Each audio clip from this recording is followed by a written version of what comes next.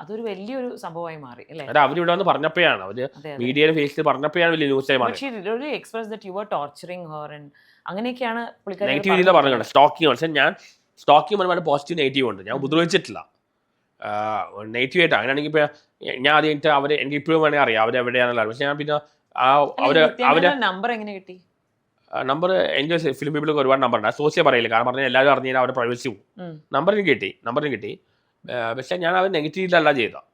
എനിക്ക് ആദ്യകാലത്ത് അവർ നോ പറയാത്തത് കൊണ്ട് മനസ്സിലായി വളർന്ന് മറക്കാൻ പറ്റാത്തൊരവസ്ഥയിലേക്ക് പോയി.